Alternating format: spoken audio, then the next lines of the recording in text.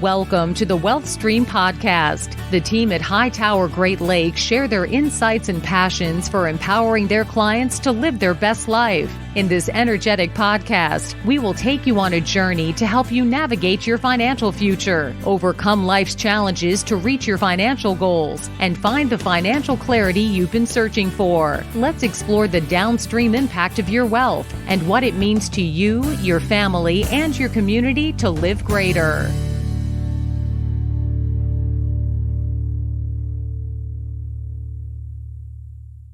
Hello and welcome to the Wealth Stream with Tim Scannell from Hightower Great Lakes. Good morning, Tim. Good morning, Eric. How are you doing today? I am doing fantastic. I think that's probably my favorite way to answer that question. It's fantastic. Even though I don't always feel fantastic, I got to say I'm doing fantastic. Yeah, well, it's cold, snowy, and gray. That's why we live in the Midwest, right? That's right. That's what we came here for. We're sticking to that story. That's right. Yeah. There was no outside influence at all in that decision. No, not at all. Okay. Yep. Yeah. All right. So today I know that you gave me some notes ahead of time, which I do always appreciate. And you said we're going to be talking about the power and purpose of reaching audacious goals. And that is, I love that word, audacious. Why'd you choose that one? Because I think that as a result of COVID and just as a result of even prior to that, all the technology changes and industry changes, clients, when I first got out of college and I was doing budgeting or things like that, we would have 1 and 3 year budgets. And I think now everyone has like 90-day business plans because things change so quickly. And it just makes it really hard to stay focused, right? I mean, there's so many choices, so many options. If you think of, I think of my dentist, during COVID and how they had to respond so quickly just to allow patients to come back in. It's just overwhelming. And the reason why I talked to my dentist about it, the reason why he was able to do it so quickly is he has this just passion, this audacious goal, really long-term goal he's had forever of really serving his clients. So yeah. I think, not just goals, not just like plans, but audacious goals are kind of a consistency that I see with entrepreneurs and a lot of the clients that I work with. And they're, in effect, I always think of them as kind of a guiding light. So that's why I think it's important, that maybe we just talk about that today as we're getting into 2021. All right. Well, I mean, goals is a very, very wide subject. So is there anything specific that we're going to be talking about when it comes to goals? Yes. Really, I'm going to talk about the power, what I call the power of purpose or a strong sense of purpose. So when I talk to my clients about the goals they set, one of the things that's consistent is they just have this really strong sense of purpose. And I guess that's probably my word for audacious. It's not like I want to increase this by 20%, or I want to do this by the next year. It's really, I have this purpose of delivering my service, of serving my customers, or whatever that is, or changing the world. I interviewed on one of the podcasts last year, one of my favorite clients, Stuart McMillan, and his company started by his father was to find a fire nozzle, like a nozzle on a fire hose that was safer because firemen were dying. That was a great podcast. And that's his audacious goal, and that's kind of what has driven the growth of this company. So that's what I consider audacious. Yeah. That was a fantastic podcast. I'm not sure if I remember the number of that, but if you have not heard that podcast specifically, you should go back and listen to it. He was a fantastic guest. So I have a theory, Eric, and I'll just run it by you in terms of like why people don't have goals or why they don't set audacious goals. And I think it's pretty straightforward. It's a lot of work, right? I mean, plus, when you set a goal like that, it's a commitment. It's a really heavy burden. I mean, it's super easy just to go through life without a big goal or a lot of goals, but it's very hard. It's a lot of work. And once you put it out there in writing, and once you tell your peers, your family, whoever, people you trust, you kind of have a heavy burden to complete it. So, and I know you're very active. You've told me several times, like in Boys Town, I think. Is that what you said? And I just wonder, do you guys ever talk about goals with some of the clients there? Oh, yeah, we did all the time. I mean, that was part of their recovery. The young men that we worked with, they were always constantly setting goals, whether it was personal goals for their own personal development, as far as maybe relationships being mended with families. Also, a lot of those young men came to us way behind in education. Some of them were coming out of lockup. So they had to create pretty big goals for themselves education-wise. Maybe they could be 2 or 3 years behind their peers easily by the time they came to us. And the other thing was health goals, right? I mean, they didn't have a whole lot of healthy habits early on, so we usually would get them involved in some sort of sport, a sporting event, just to help them understand competition and just healthy living. And it was amazing to see the transformation when they had all those goals, and we'd work with them on them. Yeah, and I remember you remind me that because I thought of this last week. When I grew up, I remember my mom or maybe my dad or someone telling me all the time, it's not whether you win or lose, but how you play the game. And I never really got that, because I was super competitive. But I think what I have found in terms of talking about goals, it's working towards the goal versus achieving the goal is where you really learn the most and where where you grow the most. And that's why I really love talking to clients about goals. Yeah, and it's those times that, I mean, you hit the nail on the head. You're sharing your goal with somebody that you respect and trust, which basically gives you some accountability, right? They're probably going to ask you about it. Hey, how's that going? And so you need to be able to be honest. And so there is that pressure that you were speaking about earlier. But at the same time, when you do stumble, you have a support group there. Hey, I know you can do this. You've got this. Right. And those, I agree with you 100%. Those times that we stumble toward our goals are times we probably learn the most. And then we learn how good we can truly be by getting back up and continuing toward that audacious goal.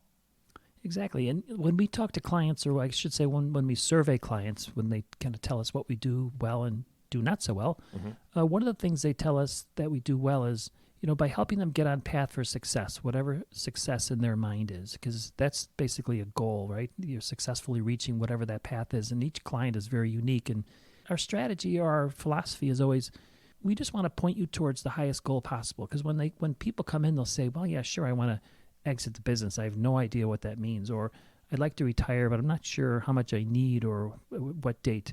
And I always say, well, let's start with just aiming to some reasonable high goal, getting there. And it's not even as important that you set the right goal up front. It's more important that you're aiming, right? And that you're smart enough along the way to make adjustments so that eventually you'll find it.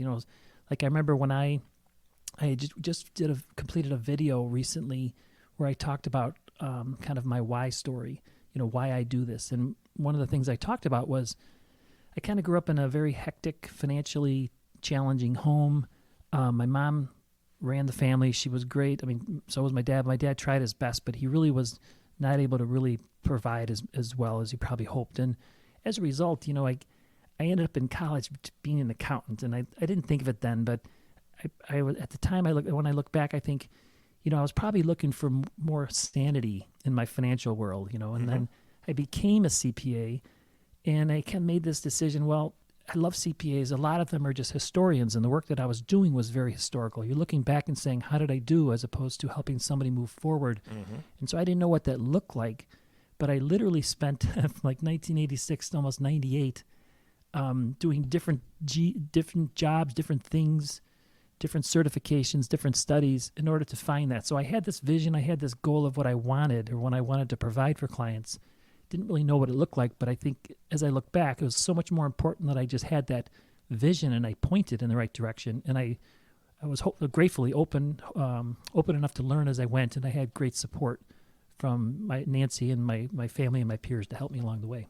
Yeah, absolutely. That's so important. So with that in mind, one of the things we talk to clients about are, when you're trying to identify what these audacious goals are, what are you most enthusiastic about, or what motivates you? And I read a lot about people who work-life balance. They want to be happy at work. They want to pick a career that makes them happy, and I think that's great. I'm very happy with what I'm doing. It took me a long time to find it and get there and build the model that I think fits me, but I love it.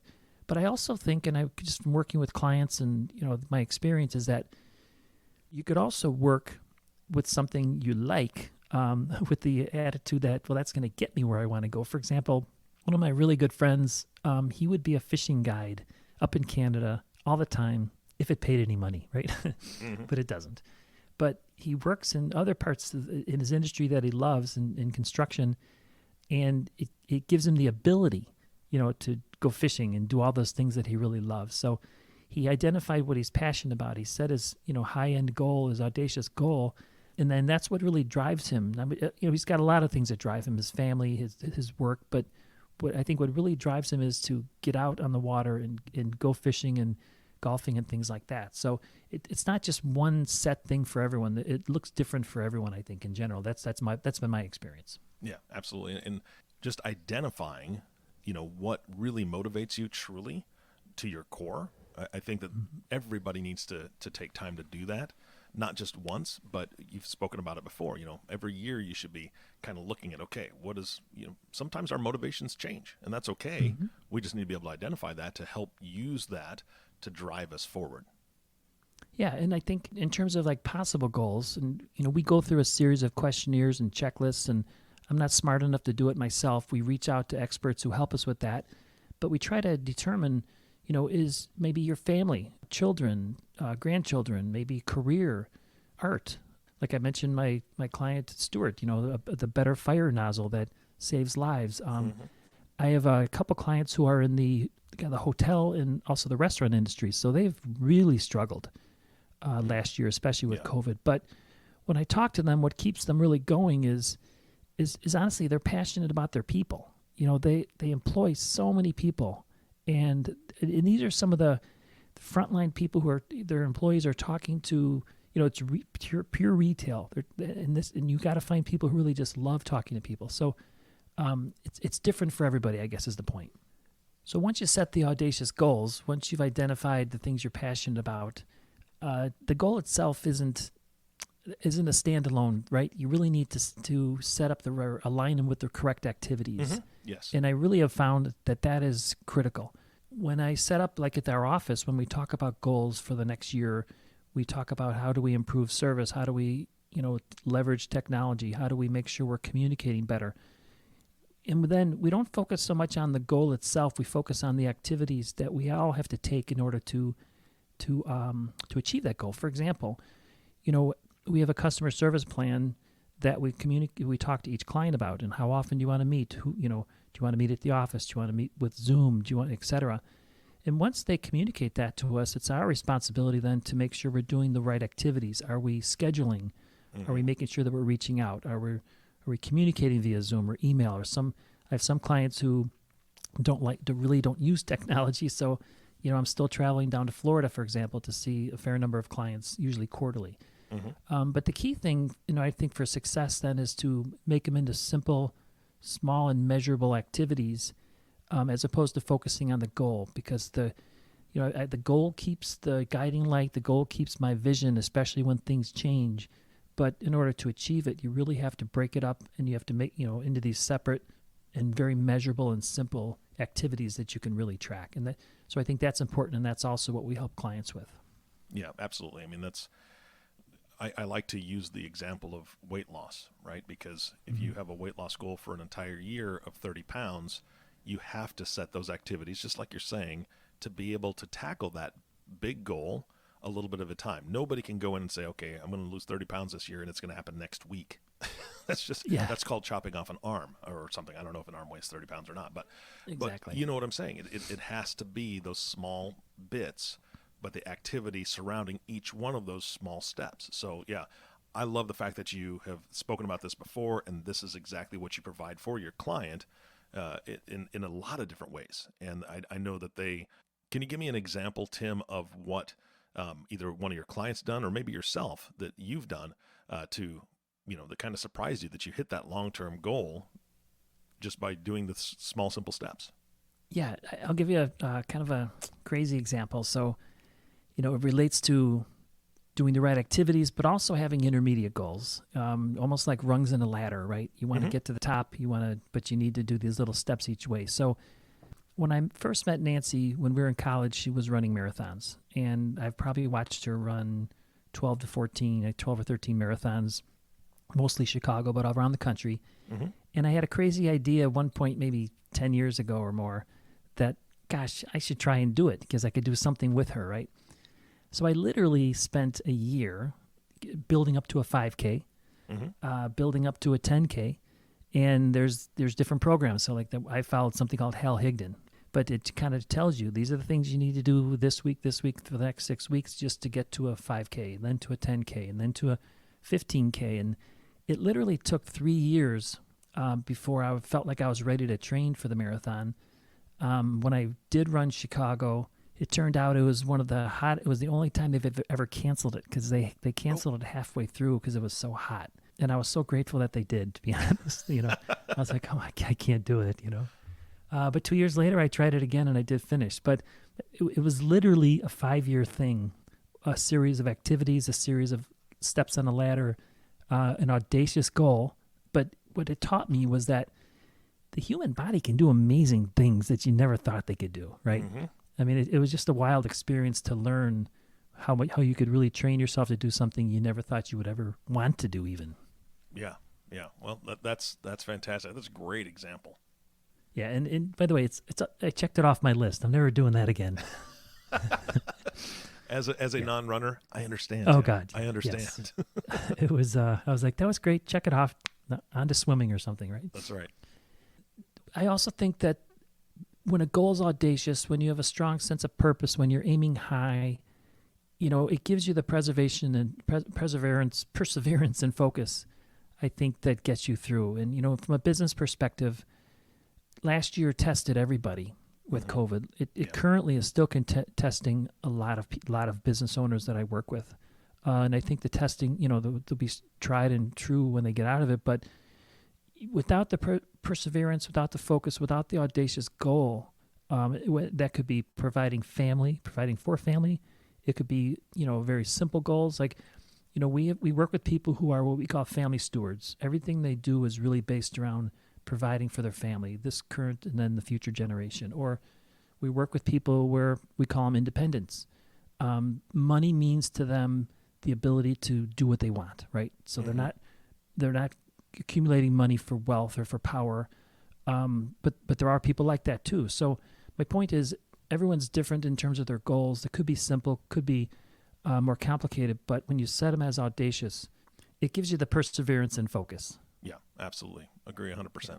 So the other thing about audacious goals and, giving you kind of the guiding light, giving you the perseverance and focus, to achieve them, is it helps you avoid what I call the shiny objects. A lot of times when I'm working with business owners, they're interested in getting in unrelated businesses.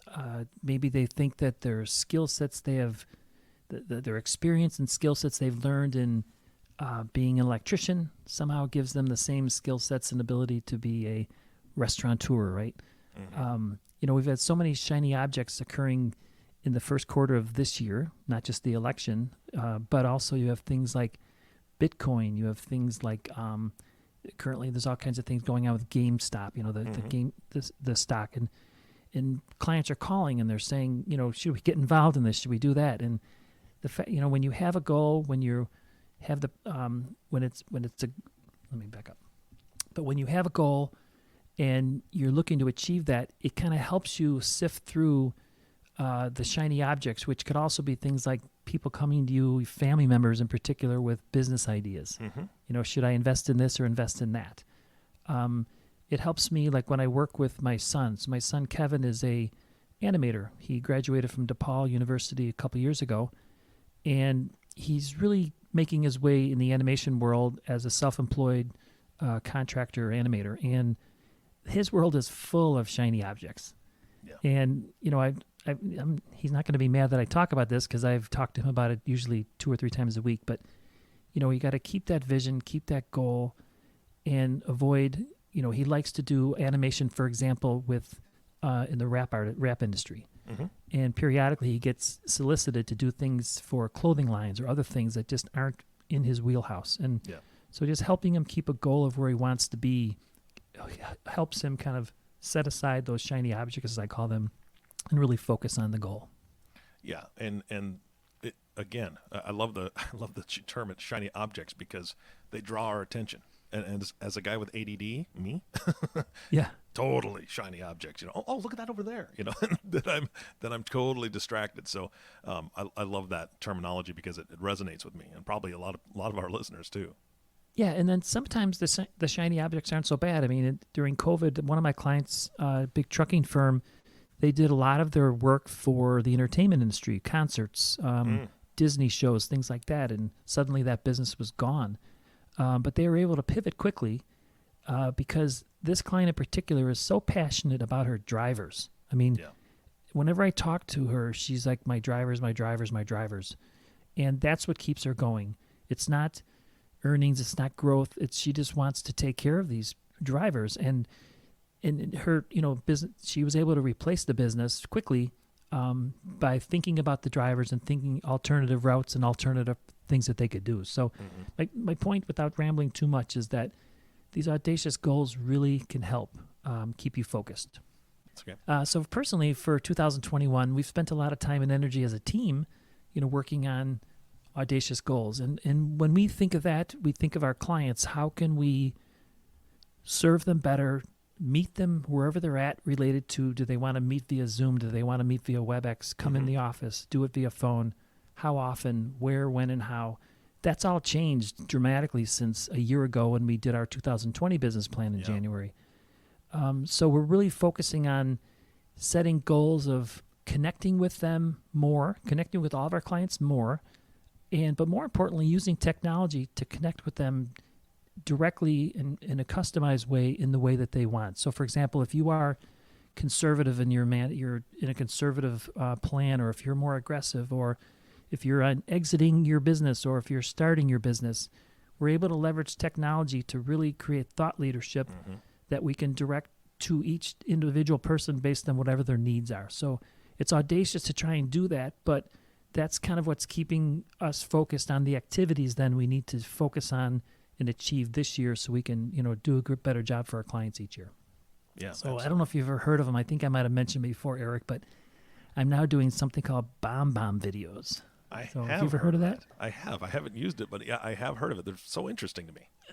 It's what happened was I signed up for a service, and I immediately got an email, and it was a video. And the person on the video said, "Hey, Tim, I'm glad you signed up. I'm looking forward to meeting you here, on next Tuesday at 9:00. And here are the things we're going to talk about. Here are the things you need to, to have in advance."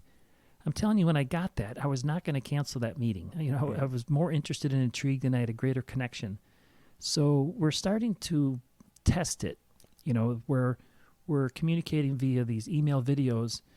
We started out doing them just for birthdays, just as a test, and the feedback is good. So my team is teaching me, the old dog, new tricks all the time. And Nice. And if it works, I'll stick with it. If it doesn't, I won't. But my vision, serving my clients, is what keeps me going.